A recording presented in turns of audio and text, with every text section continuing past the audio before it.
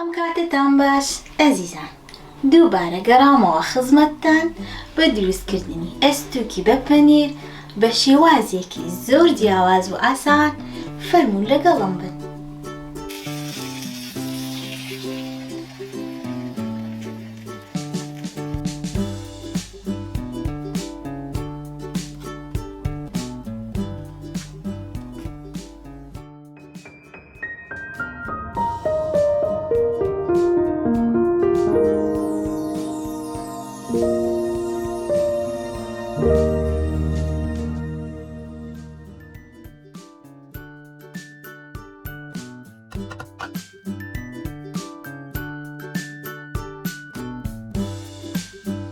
لەگەڵ ئامادەکردنی ئەستوکی بە پەنیر مەبەستمە ئەوەش نیشان بدەم کە چۆن هەویرێکی نایاب دەتوانین بەبێ بەکارهێنانی پێکم پاودەر و خەمیرە ئامادە بکەین.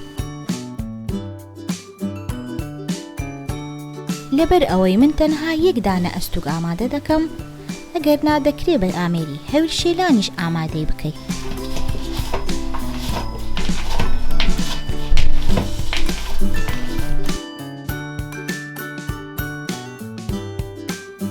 لە دوای شێلانی هەویرەکە بەباشی دەبێ ماوەی یەک کاتژمێر لە ساردکەرەوە دایبنین.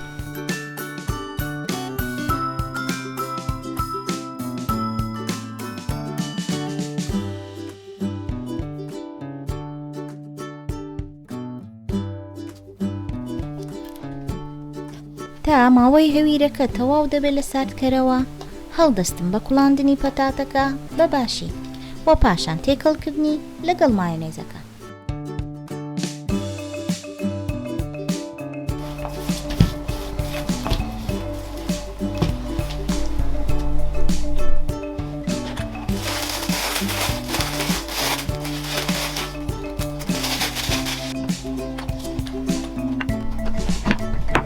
بەهۆی ئەوەی هەویرەکە زۆر ناسکە، هەوڵ دەدەم بەهێمنی پانی بکەمەوە.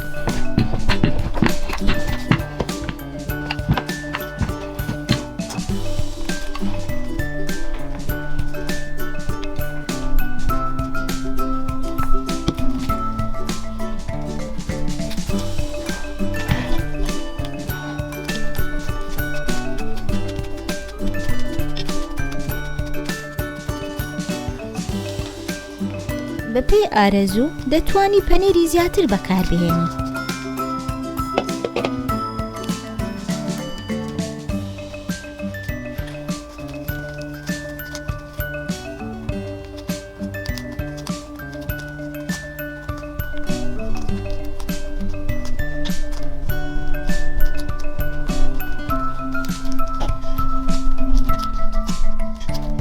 زۆر گرنگە ئەستوکەکە بەباشی دابخەین تا لە کاتی سوورکردنەوە هەڵنەوەشێت.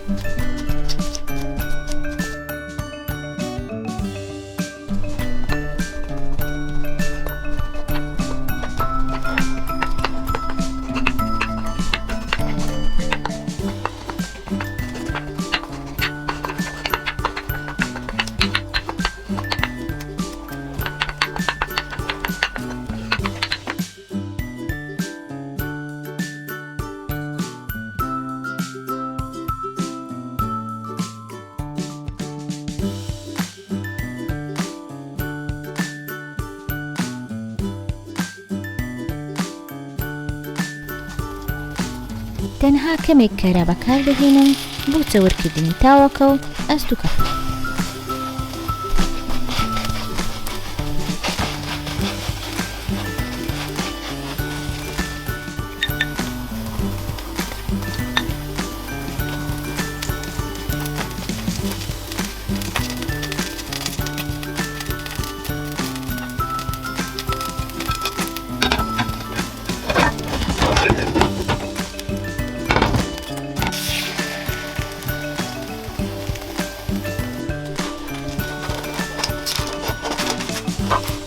ئەستوک بە پەنیر بۆ ژەمێکی نایابی بەیانیان یاخود ئێواران زۆر گونجاوە.